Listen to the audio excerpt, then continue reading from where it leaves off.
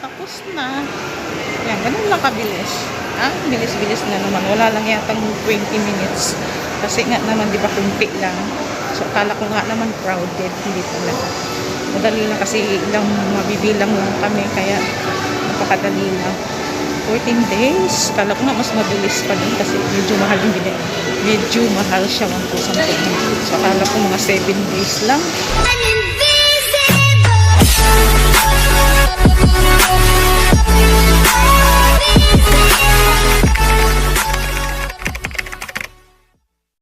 Good morning! Today is Wednesday at i-schedule na natin today guys dahil ako ay nagre-renew ng aking passport at ngayon na nga yung schedule, kaya ang schedule na location na pupuntahan ko isa sa mismong Davao City, talaga sa loob siya ng SM. Ayan, wala tayong choice kasi hindi naman ako babalik sa abroad, pero expired na yung aking mga IDs, as in wala na talaga akong mga identification talaga kasi yung mga ID ko ay naku, hindi ko alam, nagkandawala yung mga ID ko at yung natira na lang talaga sa akin is yung passport na lang at yun na-expired siya last month, kaya nag-online ako nung nakaraan at yun na nga, ito na nga yung schedule ko ngayong araw na to at kailangan tayong pumunta doon at naka-ready na ako, syempre kasama ng aking mga requirements sa pag-renew ng aking passport.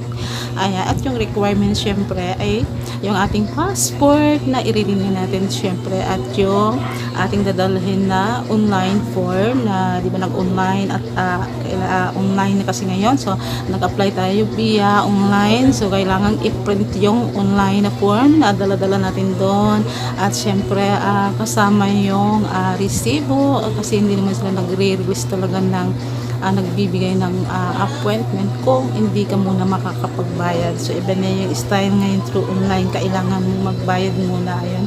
At natapos naman yun at medyo nahirap at nangangapa ako, pero at least okay naman, madali lang naman palang magbayad. Through 7-Eleven pala ako nagbayad.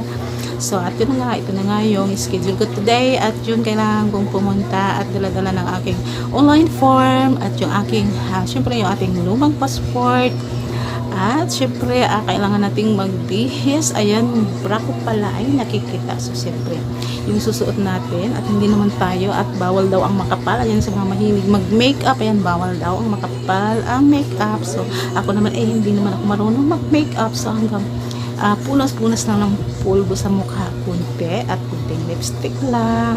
Hindi naman tayo makapag-hikaw kasi bawal din ang hikaw, kaya sa damit din kailangan din medyo decente yung ating suot, o bagay yung may mga sleeve, may mga collar.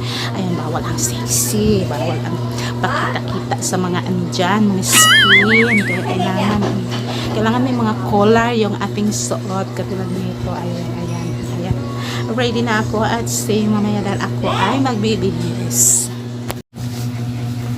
Ayan, yung aking suot ay ito, wala akong ibang maisusuot na long sleeve. Ayan, kay sister ko to. Ayan, shout out sa aking sister na si Bunso. At long sleeve ito, mahaba, timpik ko siya kasi sobrang init na yun. At wala tayong choice, kaya kailangan natin ng long sleeve, yung medyo may formal konti kasi yung kailangan ng mayroong collar, yung mga ganito na ano. Ayan. So ayan, dito na tayo. Ano lang tayo ng pulbo lang tayo ng konti lang kasi hindi naman po pwede. Hindi man tayo mag-makeup kasi hindi naman tayo marunong. Hindi bagay sa akin ang makeup. Ayan, hanggang pulbo lang tayo para magmukha naman tayo tao dyan.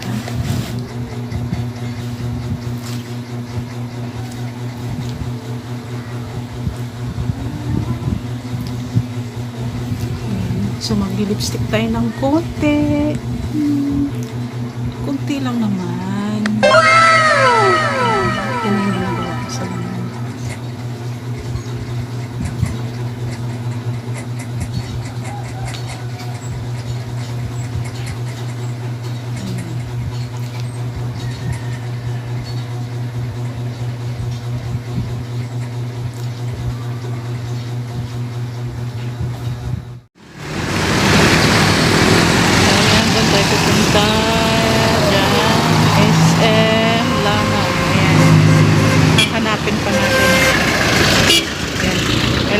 tumawid. Nagpayong ako kasi ang init. So ayan, dahil nakatawid na tayo ay pupunta tayo doon sa malapit ko.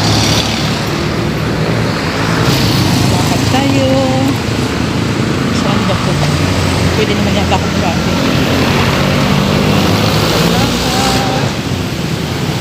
So wala kasing ibang ano guys, mayroon naman doon sa, kasi panabo kasi kami.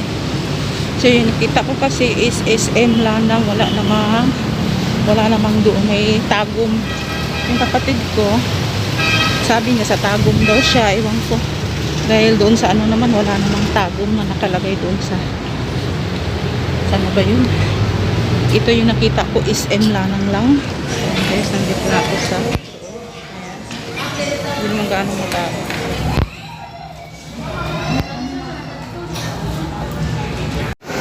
So, ayan, tapos na. Ayan, ganun lang kabilis.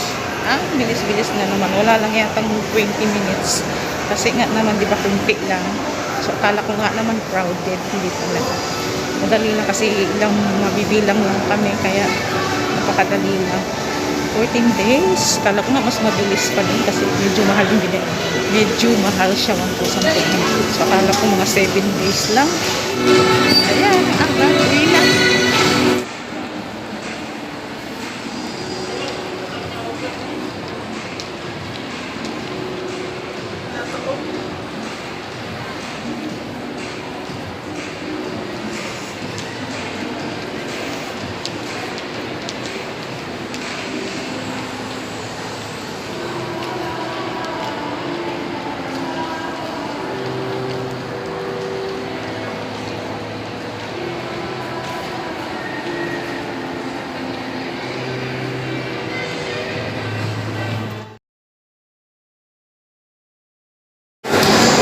Nandito na ako sa ating releasing date sa ating passport. Ayan, ibang ano naman to, branch.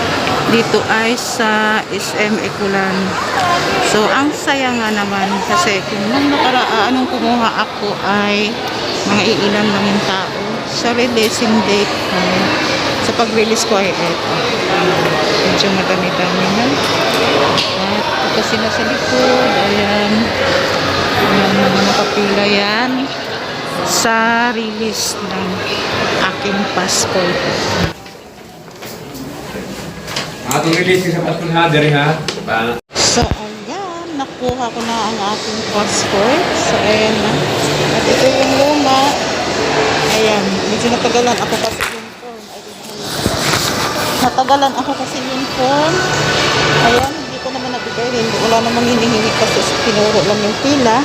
Then hindi ko naman alam na ibibigay na pala yung form pala talaga doon sa guard. Hindi ko naman nabigay kasi hindi ko alam. Kaya pagdating doon, ayan, naghintay pa ako ng matagal. So ayan, ay yung passport ngayon. Nandito nga pala ako sa 7-Eleven. Sa pag-apply nyo ng passport, ayan, type nyo lang ang Google. Ayan, type nyo doon yung www.dfa.com at lalabas na doon yung form na pipilapan nyo para sa pag-renew ng passport. Ayan, basa-basahin nyo lang. May instruction naman doon.